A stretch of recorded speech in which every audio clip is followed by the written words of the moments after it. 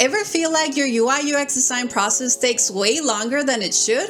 You're not alone, and in this video, I'll walk you through 3 time-saving ways designers are using NotebookLM to speed up their design workflow. Now, if you live under a rock or most likely a mountain of projects, NotebookLM is an AI tool that acts as your research and thinking partner by utilizing the information you provide to it. And the first way we can use it for UX design is to summarize user interviews. We are usually buried below mountains of user interview notes or transcripts if you're doing that. And we need to analyze all of them, find themes or patterns, find the user pain points, find the current user journeys. And this may probably be where we spend a lot of our time. But with NotebookLM, we could upload all our user interview notes or all our transcripts and ask it questions like, what are the key themes in these user interviews? What are the current user pain points? What is the overall user's workflow?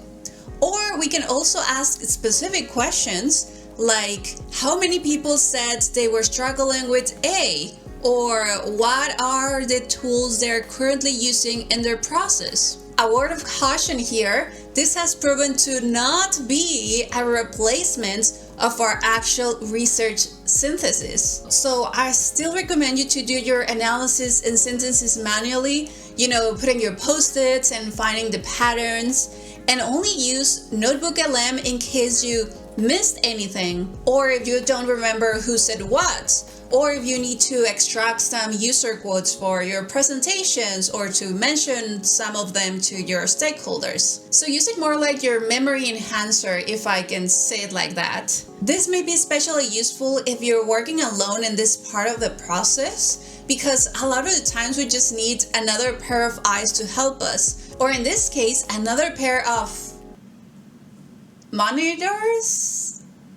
Okay, the next use case for NotebookLM is domain research. You give NotebookLM documents like the company background, the mission, the vision, even the project overview. And if you're working with complex topics like technical heavy or engineering heavy concepts, you can give it documents explaining these concepts. For example, I worked on a project where users needed to create engine performance maps, and all the filters and inputs were very heavily related to engineering concepts. In order for me to design it properly, it took a lot of time just looking up the concepts and just asking users around so they can explain the concepts to me. But with NotebookLM, I could have just uploaded the source material that explained the concept and just ask it questions. So you can do that, or you can also ask questions about the company background. Maybe you're designing a website for this company, so you can ask it questions like, what does this company stand up for? Or how does this company help the community? Or maybe how is this brand helping other businesses? And one nice thing about NotebookLM is that you can ask it to generate a podcast for you based on the documents you provide. So maybe you feed it the background of the company,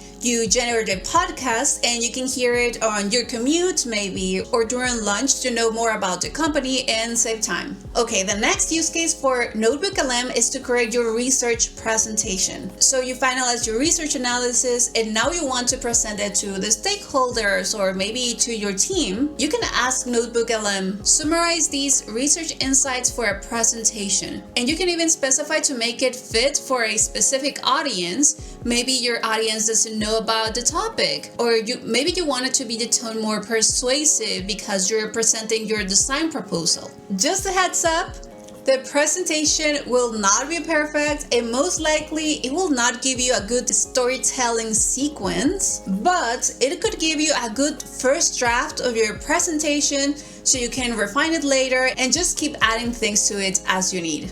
Of course, with anything AI generated, you still need your designer's eye to catch any errors, guide it in the right direction, and further refine the results. I'm working on a video to show you examples of all these use cases, so let me know if you have any questions, and you will find the video here when I finish editing. Actually, if you still don't see it, feel free to hurry me up.